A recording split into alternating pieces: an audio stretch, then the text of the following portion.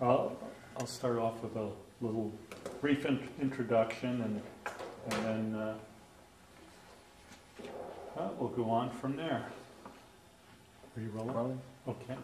Today is the 16th of October, 2010. We're at the Hotel Thayer in West Point, New York. My name is Wayne Clark. I'm with the New York State Military Museum in Saratoga Springs, New York. My assistant is Mr. Mark Merrick. Sir, for the record, would you please state your full name and your date and place of birth, please? My name is Edward Paretti, born in Hastings on Hudson, New York in 1921. And did you attend school in Hastings? Yes, I did, high school. And what year did you graduate? 1940. Do you remember where you were and what your reaction was when you heard about the attack on Pearl Harbor? That was after you were out of school. I was home in the living room. I think we were listening to the radio when that news came out. And you actually continued working till you went into the service in 1943? Yes. Yes, I worked there, and then I was deferred for a year because of the work. And they were doing government work, I guess. And Did you notice much of a change in your life in those years? Did you experience rationing or shortages of things? Oh yes, we had food rationing and gasoline shortage. Did you own a car? Yes, I did. Mm-hmm. It wasn't mine, it was a family car I had since I was 17. All right. Now, you went into the service in July of 1943. Did you enlist or were you drafted? I enlisted in the Air Force. Now, why did you pick the Air Force? Well, they offered the pilot training at the time, and I had to take that, and I was in that for a while. Mm-hmm. And I didn't do too well, and I wound up as a tailgunner. All right. Did you go to any specialized gunnery school? Yes, gunnery school in Tyndall Field, Florida. And did you attend basic training in Florida also? Miami Beach. And what was the gunnery training like? Did you train on, I've heard some guys say that they actually trained on shotguns. Yes. Initially. Skeet shooting. Skeet shooting. It's a principle that the aerial gunnery is based on. Mm-hmm. It's on skeet shooting. And then we rode on a truck with a mounted shotgun and shot targets as they shot skeet out of a house, and we'd shoot at these targets coming out of the house while riding on the truck. And then we, after that training, we went in the air. We shot the P-63s with the camera attacks. The Bell Aerocoves would attack us, and we'd shoot the cameras at them. And you could tell whether you were hitting them or not by the camera. And eventually, did you train on the 50 calibers? Yes. What did you think of the 50 caliber? Very good. Very good. Did you have to learn how to take it apart blindfolded at all? Yes. I don't know whether we ever did it blindfold, whether that's a myth or not. I don't know if anybody ever did it blindfold, but I guess if they say it doesn't. They did. All right. Now, when were you shipped overseas? February 45. And how did you go overseas? Did you go by ship? No, we took a train up to Mitchell Field, picked up a new airplane, Oh. flew up to Bangor, Maine, and we weathered in for a couple of weeks because of bad weather. There we went to Labrador, then to Greenland, and then to Iceland, and Valley Wales. That must have been pretty cold flying in February. Bangor, Maine was Labrador was the coldest. There wasn't any snow in Greenland or Iceland at that time. Now, did you have those electric heated flight suits? Yes, we did. How did they work? Good, but your back was always warmer than anything else because on there, and you always leaning up against the back, and that was always the warmest. All right. Whereabouts did you land? Where we land? Yeah. When you landed in England or? Valley Wales. Valley Wales, all right. And then from there we went to Seething at base where I was stationed. Mm-hmm. How far away was that from Wales? Well, it was a day's ride, I guess, on the trucks. Mm-hmm. Now that airplane you delivered, did the crew get to keep that aircraft, or? No. And when you got to the unit, were you immediately signed to an aircraft?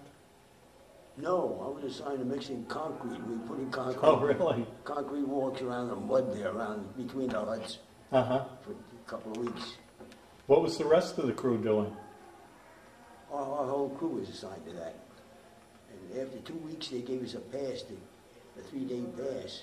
But the bad part was, like we come home, our name was up to fly. We flew the next day. What was that first mission like? Well, we started out to go to Hanover, and we lost an engine, got permission to turn back, and I think the navigation was a little off, and they brought us over a section of Holland where they had railroad-mounted guns, I think, and first I thought it was hailstones hitting the airplane. I found out later it wasn't. It was just a small fire. We got out of there in a hurry. Was anyone injured at all? No. And we didn't get credit for that mission either. We didn't deserve it, really. And you made it back to the base. Yeah. And the next day, went to Berlin. Oh, how was that? Awful lot of flak. But at that time, I guess the Germans were beginning to, they weren't as well organized and trained. There was a lot of flak, but it wasn't accurate. Now, this was still in February or March of 45? March 18th or 17th. They hit Berlin 2 days in a row there, I think. Okay. I think we went on the 18th. And what about damage to your aircraft? We didn't get hit. Nothing at all? What about fighters? Were you attacked by, or was the squadron attacked by fighters? That's another story. I was flying on a mission, and I saw 4 ME-262s on my right going away from me, and they circled a squadron behind us. The squadron was in our group, I believe, but we were going at different targets. And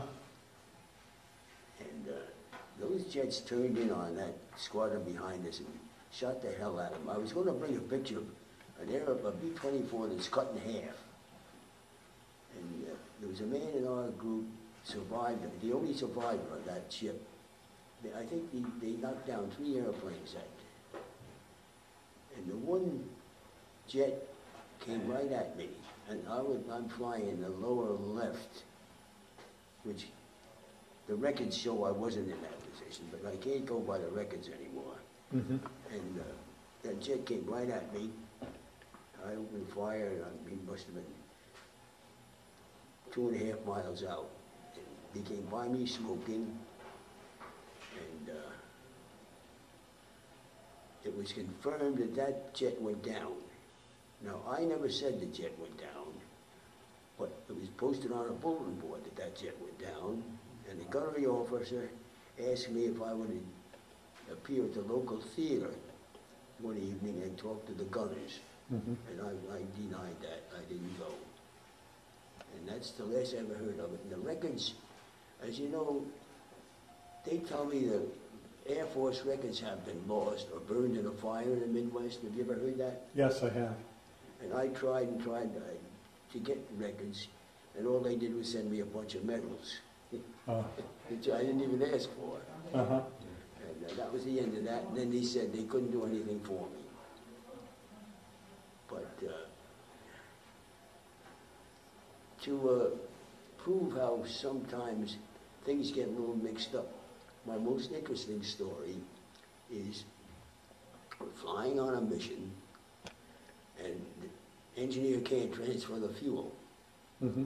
So he informs the pilot informs Big Bear later, and the leader said, you can't turn back, we're getting hit by fighters, drop the bombs and take the shortest run back, which we did. Pilot got on the intercom and said, when I ring the bell, everybody jump. Well, I got out of the tail turret and just kneeling and looking out the back there, and we decided, we saw an airfield down below, and down we went. It was a steel mat runway recently installed in Belgium. Mm-hmm. And we sat down on that runway, and the P-47s were taking off 2 at a time there. They were doing their job, bombing something. And the B-24 sunk in the mud. Now the question about how to get it out of the mud. To make a long story short, pilot started up the engines, and the man just got finished digging in front of the right landing wheel. But another ground crew up by the nose wheel signaled to him to throw him the shovel. And the man did throw the shovel, and he got caught in hit number 2 propeller and put a big hole just to the rear of the nose wheel hatch. And we checked it out, and it just had a little nick on the propeller, and they put the gas in it, went back to England. Got there, it was in the evening. I got out of the airplane, walked up in front, and there was an officer there, and he said, I see you got hit. I see you by a shovel. Well, the crew chief said, what happened? What happened? The engineer said, I couldn't transfer the fuel. And the crew chief said, oh, you got to turn this valve, you got to shut this one off, turn the other one on, blah, blah, blah. The engineer said, gee, I never studied that model in school. And barely, you better go back to school again. So anyway, to make a long story short, all the records show that we were heavily damaged by Flak. Yeah. And had to land in Belgium. Hmm. It's a nice cover-up. Uh-huh. Now... we were never touched by Flak. And there's been a couple of books written with that story in it. And the last man to write a book wrote a story on the 448. And when he talked to me, I told him about that. And he all right, I'll change it. He never did. Same story is in there. Heavily damaged by Flak. Huh. And it's interesting. Now, you crashed on takeoff on your 13th mission. Yes. What transpired there? I was sitting in the waist on an ammunition box with a gun across my chest, looking at the wheel. We got about 3 feet off the ground, and we were down, only halfway down the runway, which is wrong. You know, they hold them down the runway till the end, especially with a bomb loaded full of fuel. And I watched that wheel, all of a sudden it started to go down. I yelled to my buddies, get on the floor, we're not gonna make it. And sure enough, we didn't make it. We went off the end of the runway. And ship went on, started small explosions at first here and there, and there was a fire, smoke coming out of the bomb van. My buddy and I opened the camera hatch. It was, B-24 was resting on a tail skid, which is only about a foot high. So there was enough room to get under there and get out. And my first intention was to get away. And we started to run away, and then we looked back and we saw the pilot and co-pilot coming out the pilot side window. Uh-huh. And we went back, and the crash trucks came in, and they started to, some men jumped up on top of the wing, and the top turret had come down. They trapped the bombardier, the navigator, radio operator, the flight engineer between the pilot seats and the top turret, which sits right back here. Yep. And they couldn't get out. And all of a sudden, fire broke out between 3 and 4 engines. And everybody said, leave it, run. And I went underneath an ambulance there. My friend and I crawled under the ambulance or a truck when that exploded. And I have pictures of that. There's nothing left. Nothing. There's a man standing in the middle, and all you see is a couple of pieces. And they couldn't get the 4 men out. Oh. Was that your last mission? Yes. Yeah, we went to a rest home after that. And then after 10 days we came back, and we had a waste gunner with a Philadelphia lawyer there, and he went down to a flight surgeon, and he got us a pass, and it was rumored the war was going to end. And we couldn't wait to get off the base. And we got that pass and ran for the railroad station. We were on the train, we got word that the war was over. Mm-hmm. Celebrated 3 days in London, and word got out that if you were on a 3-day pass, you could have 3 more days. Oh. By that time, the money run out, so 3 days didn't do you much good. Now, when did they send you back home? I don't know, in June 45, around that June, July 45. Mm-hmm. And were you discharged at that point? No, I had 30-day furlough, went to Camp Dix, then went out to Sioux Falls, South Dakota. They started to drop those 2 bombs. And then they sent me to Tucson, Arizona. They gave me a helmet and oxygen mask and said I would train in B-29s. But then the war was over, and what we did down there was, I worked in a machine shop there, in a civilian shop. I was the only soldier in there. And then they closed that, and my job was work out in the graveyard where they were bringing the B-29s back. And my job was to take the spark plugs out of the auxiliary power units on a B-29, squirt some oil in them and turn them over. It's what they call pickling the engines. And then I was discharged after that, November 15th. The 45. When you were discharged, did you make use of the GI Bill or the 5220 Club? No, I didn't. No, I had. You went right back to work? I had other problems at home with the elderly people, and okay. My brother did. My brother he went to Cornell and law school, and he did all that, but I didn't. All right. So you did go back to work at the machine shop, and you stayed for 43 years? Yeah. All right. Like 35 years ago, then they plant folded and they gave me another job in Pennsylvania. They had another plant in Pennsylvania. I worked in 4 different plants for the company. Mm-hmm.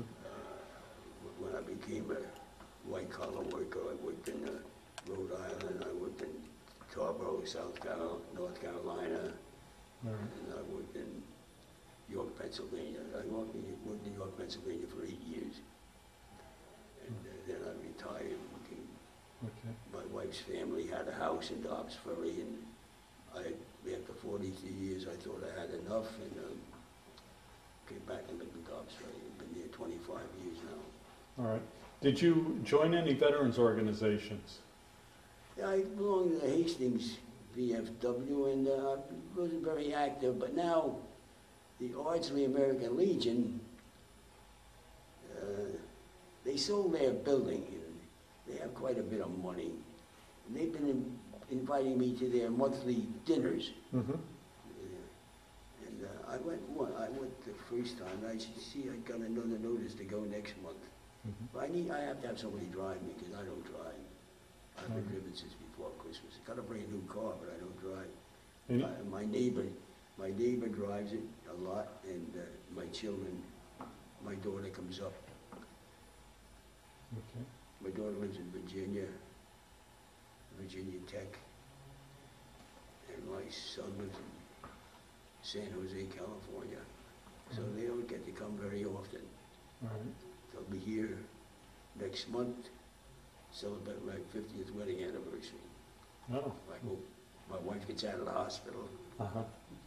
How do you think your time in the service changed or affected your life? Well, it's something you never forget, and I don't know whether it changed my life too much or not. Mm-hmm. It's sad. I think it makes you appreciate a lot of things more than you ever would. Mm-hmm. If you didn't see the poverty in England and the children, of course, that's what they knew. They didn't know anything different. And I belong to the Tower Association, where it's a little museum on our old airfield. And the English have done a wonderful job over there. They come to our reunions here, and I get a quarterly newsletter and tell you who went to visit and who didn't visit. And I've been over there. Mm-hmm. I've been over to the base and toured Europe. And it's good to keep things moving there. made a lot of friends. Well, thank you so much for your interview. I appreciate being here, and hope we can get some help to some people sometime. Sure, definitely.